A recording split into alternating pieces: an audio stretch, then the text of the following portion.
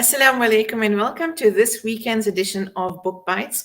And happy Father's Day to all the fathers out there, all the daddies out there who have been celebrating, commemorating, and especially, to those who, if there's an empty seat at your table, I hope you find solace in your good memories and your precious memories. I've got a very special guest once again, and this evening's guest will hopefully have much to make us feel warmer. A celebrity chef, Mokgadi Itsweng, has just come out with a cookbook called Veggielicious, a whole range of beautiful plant-based recipes and wonderful inspiration for winter foods as well, soups and special sourdough breads and that sort of thing. But to tell you about the author, because in many ways, Veggielicious is not just a cookbook, it's a memoir of sorts. Mokgadi Itsweng has worked in the food industry for almost 17 years. And in 2006, she opened a restaurant called Loksha Kitchen in Johannesburg. There's also an entire Loksha Home Foods company, a food company, very much into sustainable foods. And as the executive chef, she's obviously involved in young South African, in exposing young South Africans to Pan-African cuisine. She transforms simple African flavors into gourmet restaurant food, beautifully presented, and she cooks and hosts for various VIPs in the past, such as the then South African First Lady Zanele Mbeki and various others. She's also worked as contributing food editor and food critic for Tribute magazine, True Love magazine. She received the 2013 Jalova Food Writer of the Year award. She's also written for Destiny magazine and for the Eat Out Restaurant Awards between 2014 and 2020. She was one of 5 chefs chosen by the International Marketing Council to represent South African cuisine at the 2010 World Economic Forum in Davos, Switzerland. Mokgadi has a very lengthy CV and a beautiful, she's made so much of contribution to the industry, to developing wholesome foods, representing South Africa on various local and international platforms. She's written and presented menus for Oprah magazine, SA Food and Home, House and Garden, and the list goes on. I just want to welcome you, Mokgadi, to the show. Thank you for giving us your time, and we look forward to hearing about your process and where did this beautiful journey begin? Oh, thank you so much for having me, Shafinaaz. It's been such this interview the whole week since I met you at the book festival, at the Kingsmead Book Festival. I was like, I need to be on her show. I'm so excited to be here. Well, the journey for me has been, it's still a journey, as you know. For me, it started, my relationship with food started in my family. I grew up in a family where food was always at the center of everything we did. My grandmother, who was a farmer, was what do they call them? Small scale farmers. Yeah. So she had like a little chimo or a little garden that she grew all her food in, and we literally ate from that garden. So I grew up with her as an inspiration. I grew up with her. I lived with her a big chunk of my young life growing up. And my parents also were foodies. My parents owned businesses, food businesses.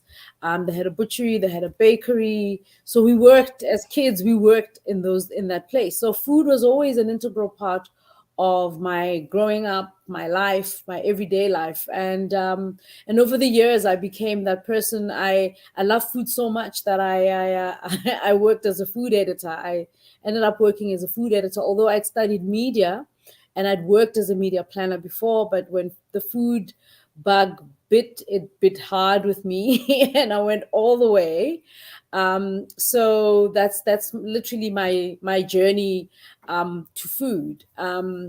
But over the years, as a foodie working in the industry, as you know, as a food editor, you get to eat all sorts of things. You get exposed to all sorts of places. You get to go to these awesome events and eat all sorts of things until my body was like, enough with you and just eating everything. And that's when my journey, my Veggielicious journey really started. And it started, I could say about 10 years ago. I My body just literally just started fighting me from the inside. It started slow as like an allergy here. I can't eat this, I can't eat that. And then I would, break out, stop eating this, and then I'd go back again. And so it just, my journey really started there. But it got to a point where I couldn't eat anything really. I couldn't eat meat, I couldn't eat fish, I couldn't eat, I couldn't drink alcohol, I couldn't, everything I ate literally gave me a reaction. I would break out into hives. I had like a, almost like an autoimmune disease happening, all triggered by food, strangely enough. And for me, as you can imagine, as a foodie, that was a nightmare. I couldn't eat anything. I had to find out everything, what's in the food, how did you cook it, did you, what was next to it, because anything really would get me to break out. And that's where my Veggielicious journey started. And after years of trying, of being on antihistamines, trying all sorts of things, only a plant-based diet really healed me from my allergies. From, because when the moment I went vegan, I stopped taking dairy, I stopped taking meat, I stopped eating fish. I left, I stopped eating anything with additives. So I made my own spice. So my life really changed. After 6 months of being on a vegan diet, I literally got off the antihistamines. I stopped, my breakout stopped, and I knew that there was something there. There was something powerful in just in eating, or listening to your body and eating what your body required of you. And that's where my journey really started with Veggielicious. It's been an ongoing journey. I mean, I still have breakouts. I think when I met you at the book festival, I just had a breakout. I think the 2 days before. So I was covering my face up with makeup because it was really terrible. But so I've learned now to listen to my body, and to basically do what it wants of me. So I think this, for me, being a foodie and having to really question the kind of things I'm eating, and not just eat willy nilly, has been quite a thing. It's been, I mean, it's meant that there's a lot of things I don't eat, which is strange for a foodie, but it is what it is. Well, And that, mm, it's made me a conscious eater, basically. you're obviously a very adventurous foodie, which is a wonderful thing, because how to process your menu plan and your writings to be able to just experience those flavors and those tastes, but at the Mm, same time, the consciousness being present in your food. I mean, for me, that's such a takeaway.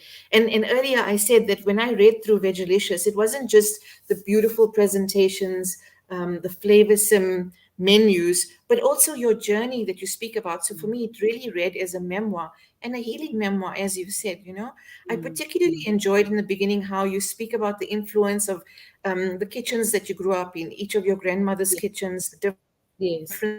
differences, and the beautiful flavors that you find in Popo and your grandma in KwaZulu-Natal and your mom's kitchen.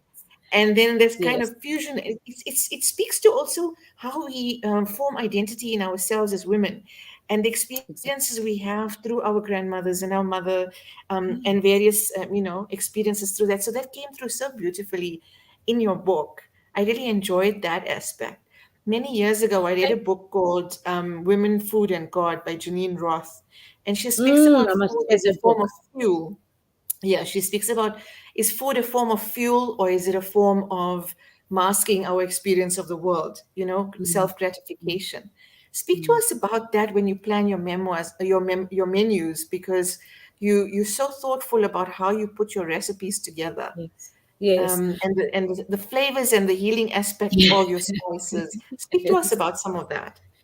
Yes, for me, it's fuel. It's fuel for, it's inspiration. Food, is a connector. So when I think of creating anything, I always look at what I'm creating. So for instance, if I want to make, if I'm thinking, okay, today I want to make a beautiful soup, for instance, I'll look and see, okay, what what what vegetable is out there that I'm trying to play with, or I'm interested in, or I feel like, or something that's nostalgic, that takes me back to my grandmother's kitchen. That my the kitchens that I grew up in are really my inspiration. They're always from a basis of where do I start. So if I'm thinking of a recipe, the first thing that will come to my mind is something that, like nostalgia, something that's nostalgic, something that takes me back to what I know and where I feel comfortable and warm. And from there, I work backwards. So I'll think of, like, for instance, a bean soup that my grandmother used to make. And I'll think, okay, I love that bean soup. So let's do something with the beans outside of the soup, but still keep the flavors. So everything, most of the recipes that I come up with, even my process around coming up with recipes, it's always curiosity, but more than anything is also nostalgia. So I kind of like try and mix the two, nostalgia and my curiosity. So I'll take like a simple ingredient and see if I can't play around with it and create something completely new, but still keeping to the flavors of that nostalgia. So that's always been my way of playing in the kitchen. That's how I push myself.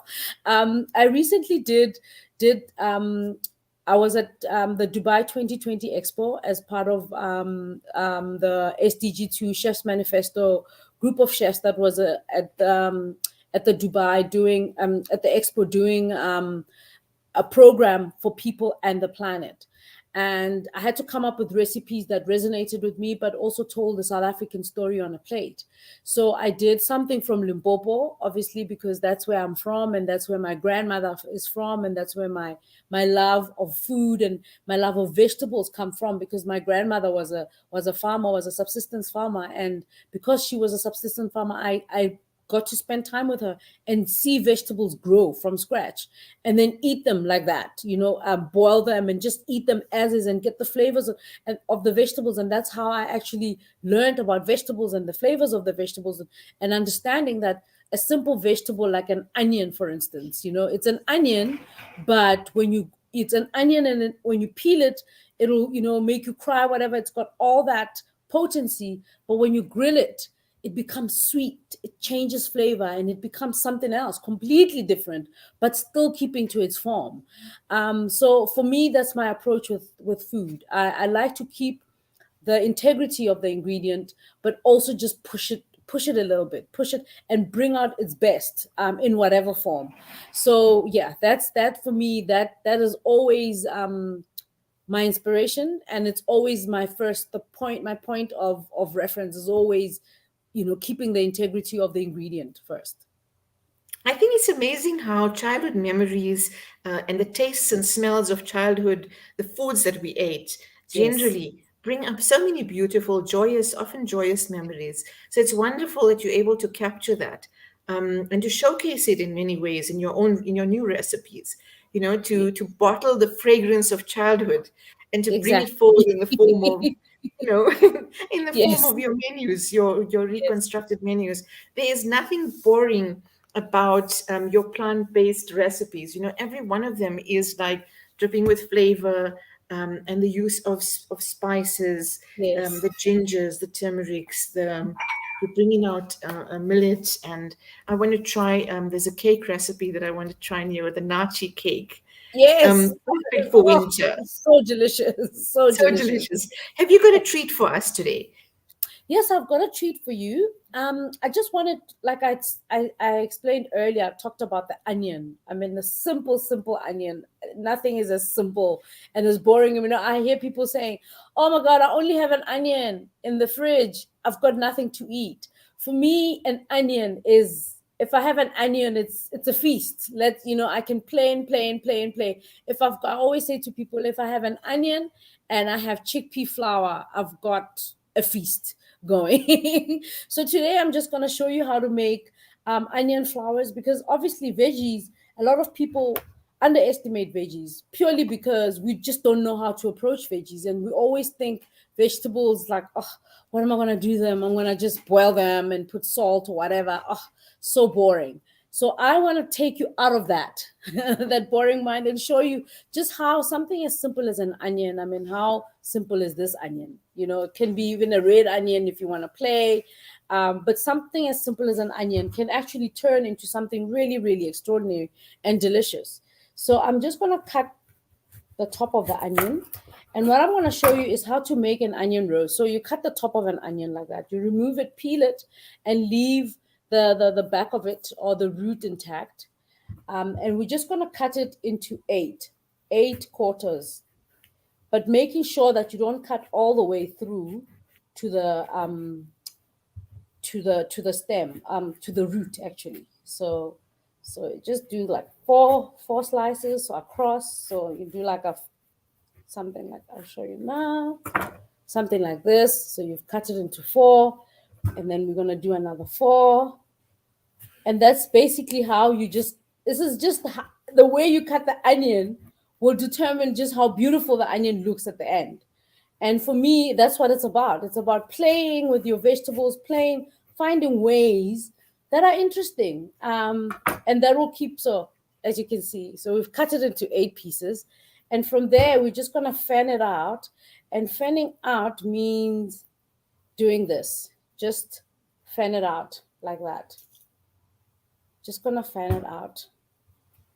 So we just fan out our onion, and you'll see, I mean, when it cooks, it just becomes so beautiful. You forget that it's an onion, and the way it tastes afterwards, once you've cooked it, is incredible. And that for me is my approach with food. I like to play, but more than anything, I like to make it look beautiful and pretty and unusual. And this is the easiest way. I mean, I'm just fanning them out now, just fanning all little petals out, so you can see the onion now it's fanned out, it's loosened, we've loosened it out.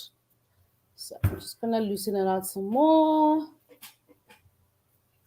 And for me, that's what food is about. It's about you pushing yourself. It's about you discovering different ways with ingredients, especially vegetables. And for me, I love simple ingredients. I love to turn simple ingredients into beautiful things. And that's what I think that's what I think most of us chefs try to do, to bring into your kitchens, into people's kitchens, something that's you've always had, but in a different way. So, and that's for me also the whole idea around nostalgia, is bringing back flavors that you know and understand, but in a different way that is still keeping to the integrity of the ingredients. So you don't think, this doesn't taste exactly like an onion, what exactly is that? So keeping the flavors, and you'll see I keep the flavors as is, and it's just so incredible. So once I've fanned it out like that, you can see now it's kind of like opened out. We fanned it out a little. I'm gonna put that in the oven, and I'll put it in the air fryer actually, because the air fryer is quicker, for 10-15 minutes.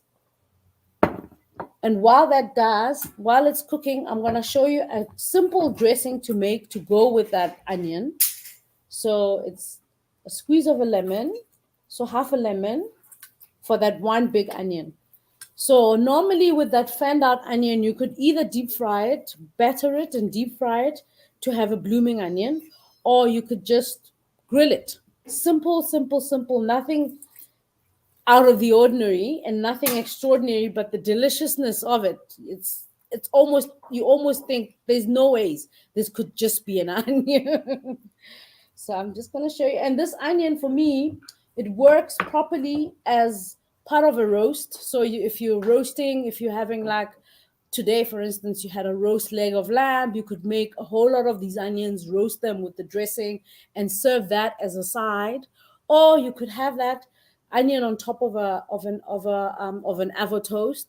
Works deliciously well. Or you could have it with a dip, as you know, So you could.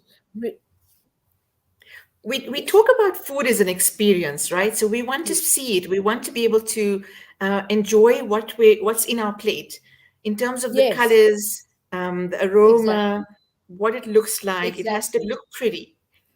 It has to look And so this pretty. is It exactly has what to, you're giving us. yes, it has to look pretty. It has to taste amazing. Because otherwise, it can look pretty, but if it doesn't taste good, then what are we doing? Really, you might as well not even feed me that, because for me, it's about the whole experience, and taste is a big part of the experience, because it's all good, all well and good if it looks amazing, but if it doesn't taste good, it's like, why did I even eat that? So for me, the ingredient, the food needs to talk to me first before anything else. And for me, that it's about keeping the integrity of the ingredient and keeping the integrity of the food. I'll just chop up some herbs here and just add those into my dressing. And that dressing is gonna go into is gonna go on top of the onion. Yeah. I'm sorry, I'm just chopping. Unfortunately, I'm using my desktop, so you can't see anything. But I will show you the final result. You can't see me prepping and chopping. And so this is my dressing in there.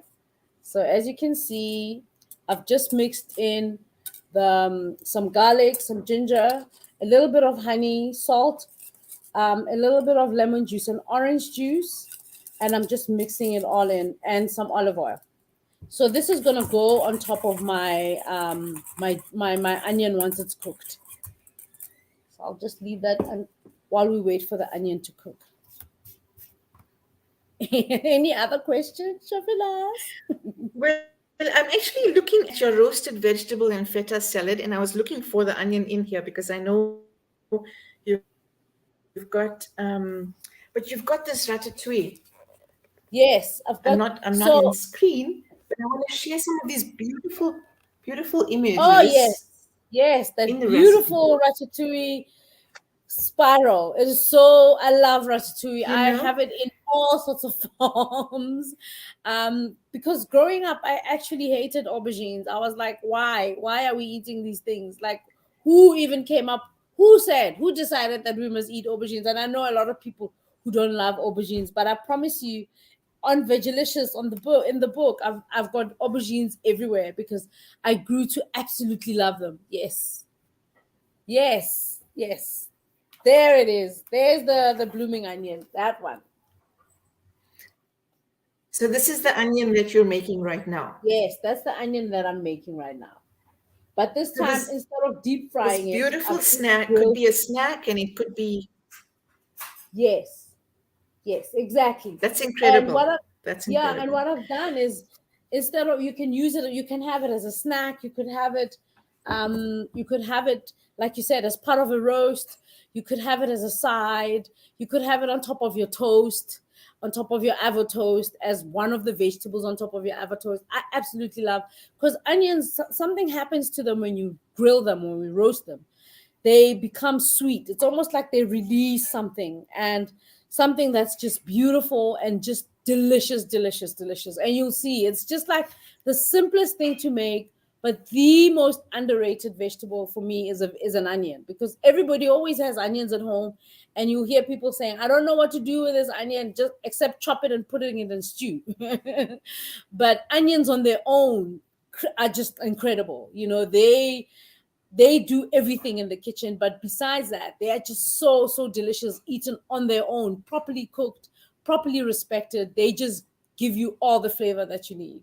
So for me, the book was also about that, was opening people up to a different way with vegetables, because people struggle with vegetables, people struggle with simple vegetables. They always think to have a good veggie meal, you have to go all out, you have to buy all these expensive things, you have to get tricks and different ingredients to bind this to make it look and taste like something that it's not. But vegetables are simple. If you understand the vegetable and you look at its integrity as an ingredient, then you're able to bring out the best of it. I also enjoyed that I'm a hummus fan. You've got a butternut hummus, a very Yes, crunchy one, and you've got a beetroot hummus, which I can't wait yes. to try. I've got a You know, beetroot hummus, and since you are in Limpopo, you'll be able to get the bambara nuts, or ditlo, as they called, or jugo beans. Those are the base of my hummus. The normal hummus, the Mediterranean hummus, is mainly made with tahini. So I don't use tahini in mine. I use and chickpeas. I know I chickpeas. use the bambara nuts, which are Okay. delicious, delicious and hearty and full of boldness. And I mean, I love those nuts because my grandmother grew them. I grew up eating them directly, like she would boil them in a big pot and would just be eating those as snacks. And or she would put them inside sampan beans, and there would be the beans and the sampan beans, and it was just so delicious. I always, every time I eat them, I just remember it takes me back to my grandmother's kitchen. But I thought, okay, I love these beans and I love the body that they have. Maybe if we mashed them and made them into hummus, let's see what would happen. And we tried the hummus. And then I thought, okay, the peanut butter, because again, the peanut butter is very, growing up, there was always peanut butter in everything that my grandmother made. Morojo always had peanut butter. There was also this thing called shigugu that they make, which is like a peanut butter, like a traditional peanut butter and nut thing that they make. It's a vendor. No, shitonga. It's a tonga dish. And I thought, let me play around with peanut butter in this dish, in this hummus, instead of tahini. And I used that, and it just took me straight back to Limpopo. That bean and the peanut butter was just like complete. It was Limpopo all the way, and it gave me such goosebumps because I was like, yes, these are the flavors that I grew up eating. And now to add them to something that's trendy like beetroot hummus and still keep the flavor and still keep the integrity of the beans and the integrity of the flavors and still keep that nostalgia was for me a winner. I was like, this is it. This is what food is about. I still have the integrity of I've kept the integrity of the ingredients, but more importantly, I've brought out a different way of actually eating this ingredient, and I thoroughly enjoyed it. So for me, that's what it's about. It's about playing, but also just pushing the limits and finding new ways with old stuff. Old things that we all know and old flavors that we all know and understand. I mean, the other day, you and I were talking online about patrel, or the pata, and I was saying to you that I used the leaves that I had in my garden, which were amaranth leaves. And growing up, amaranth was for me, it's was our main green that we had. That's all we had. My grandmother would take that, and she would, and she would make like a nice sauce on the side with our food. And I looked at the amaranth that I had growing in my garden. I thought I could make something with that. And I love pata. I've always loved pata as a veggie. Pata was like one of the first things I discovered. Being a vegetarian, I was like, oh my God, this is so delicious. It's so incredible. And I could never actually make it. I just used to buy Fatima's because Fatima's is like the bomb. It's got all Yeah. the flavor.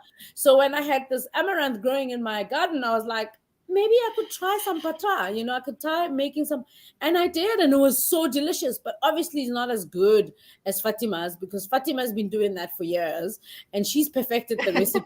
But I So was so impressed because I we saw the thank God for photos her. on Insta that you actually made it from scratch. It took me Yes. back to my childhood when my mom used to make the pateria from scratch, and now we all buy Fatima's pateria. Exactly.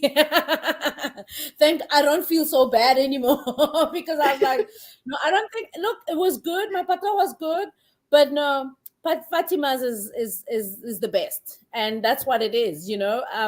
But for me, seeing an ingredient that I grew up eating and actually bringing it into my world, which is pata, and that I love. That's what food is for me. That's what it's about. It's about making it real now for me and making sure that my kid can eat it and enjoy it and not feel like, oh, what's the strange thing. Bringing it to the now, but still keeping the integrity and the flavors of everything. I mean, it was an amaranth pata, but it was still a pata. You know what I'm saying? So I remember back in the day, they used to sometimes make pata out of madumbi leaves. I don't know Mm. if that's a different I think leaf that's the altogether. original. The original recipe is matumbi leaves because everybody tells me about matumbi leaves, but I'm like, okay, in Johannesburg, I don't know anybody growing matumbis, so it's fine. But one Yeah. day I'll find those matumbi leaves and I'll make the I'll make the original. I'll get the original flavor of them because apparently the matumbi leaves have got a soury taste to them, which give the patra and another level of flavor, which for me is very interesting because I'm like, oh, Right. okay, so that's where that sour. Besides having what's that thing oh, my mind The just has chickpea left and me. Because it's chickpea flour, but it's also tamarind in there. Besides having the tamarind, the leaves themselves actually have that soury thing that make the patra, that gives it that nice, awesome flavor. So I'm all in. Next time there's a Madumbi leaf festival somewhere, I'm there. I'm collecting those leaves because I want to come back and I'll try Fatima's. I'll try take on Fatima's just a little bit, just a little bit.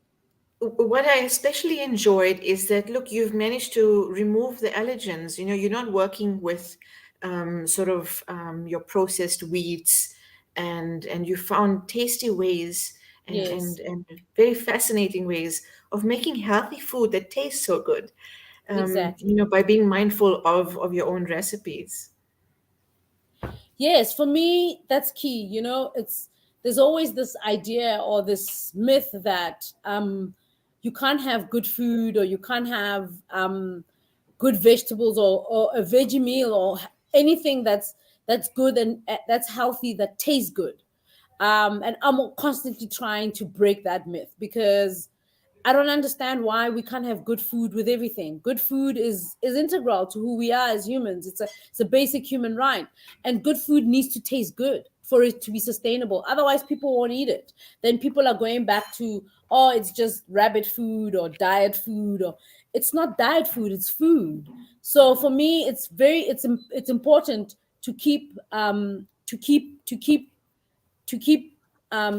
integrity of the vegetables and to keep the integrity of the ingredients, purely because if I'm gonna be pushing good food and I'm trying to get people to eat good food, it needs to taste good, because anything that tastes good, people will go back and eat it, and they'll always eat it.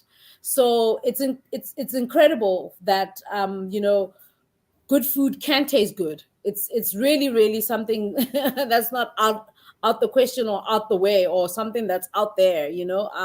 So that's part of why I actually did the book, because I wanted to show people that you can have good simple food that tastes good, and that's healthy for you. So it's not just the wrong things that always taste good. You're also part of the Chef's Manifesto, working on the UN Sustainable Development Goals towards ending world hunger. What can you tell us about your involvement and what these sort of at least short-term goals are? How are you involved there? So I'm part of the Chef's Manifesto is part of the SDG 2 hub. SDG is, if you understand the Sustainable Development Goals, there's 17 of them, which are a framework on how we as humans can live sustainably on Earth and really heal the planet, and sustain us humans. So I work on SDG 2, which is no hunger. And as part of the Chef's Manifesto, our goals is to literally to get everybody on board around good food and around ending hunger in the world. So if you know that we've got so many contradictions in the world, we've got food waste, a lot of food waste, but we also have a lot of poverty and a lot of people who go to sleep with no food. So there's a lot of hunger and food waste. So those how do we as humans get to a point where we're in balance and we don't have these different opposing things happening in our world? So part of our goals is to get everybody to be in line with taking care of ourselves, but also taking care of Mother Nature, being conscious around what we eat, because our decision, anything that we decide, especially as foodies, and people that are working in kitchens and feeding families and feeding our decisions impact on the earth and impact on the climate and impact on everything. So for me, and part of what we do for Chefs Manifesto is us as chefs, as the people that are in the front lines of the food system, because we are the ones who get everybody to eat everything. I mean, I didn't know anything about quinoa until I saw chefs making quinoa everything, and before I knew it, I had quinoa in my kitchen. So the chefs were the people that got me to eat quinoa. And we realized that the chefs have got a very key important role to play in changing, in getting people to be conscious around what they eat and around the decisions that we make around our food. So that's what I do on the Chef's Manifesto side, is to try and get as many people as possible to be conscious around their food, to be conscious around the planet, to know that, which is why for me the indigenous ingredients are very, very, very important, because this is stuff we all grew up eating. This is stuff we know, but most of the indigenous ingredients are good for the planet. They help the planet. They heal the land. Things like bambara nut put nitrogen back into the soil, so they heal the land, which has been killed by monoculture, pesticides, and GMO crops, which come with GMO, with superbugs. So us as chefs, we need to be at the forefront of that movement to get people to understand that anything that we eat actually impacts on on the environment, and get everybody, as many people as possible, to be conscious.